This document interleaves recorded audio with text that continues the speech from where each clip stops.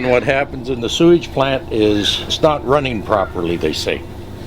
So the pit fills up, the pump shut down, then it backs up the line. Okay. And then it flows out here like a river. They figured it was 10,000 gallons a day going directly into the lake. Somebody came in, made a whole lot of money putting this system in, but it's a non-functioning system.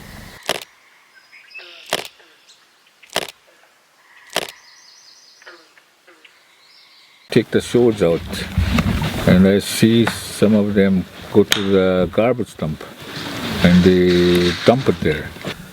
Why should we get sick? Why? We don't need to get sick. My family doesn't need to get sick, and especially my dad is 72 years old, and he doesn't need to get sick from our water treatment. Yeah. A lot of people in this community are sick and they don't know why. Like they told me I could catch hepatitis C under that house. Like the swamp is full, it's loaded, it can't soak up anymore. So this winter when it runs, it's going to go out there. What can you do?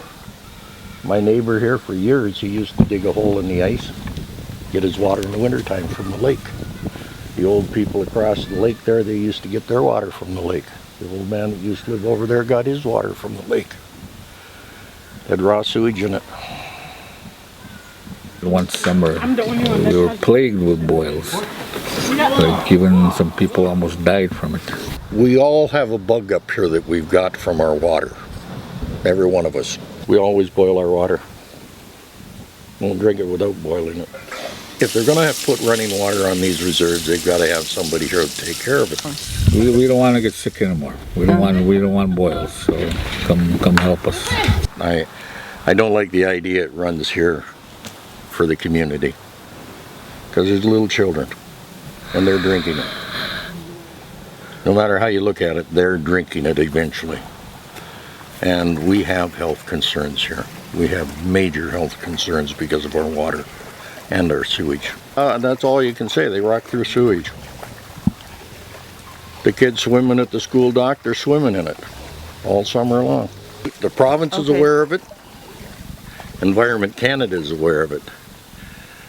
Artisans who did the original work is aware of it. The people who take our water and sewage is aware of it. The person who comes here from and checks health things here at the nursing station, he's aware of it. There isn't anybody that's not aware of it. But out of sight, out of mind. It's a reserve in northern Manitoba. Who cares?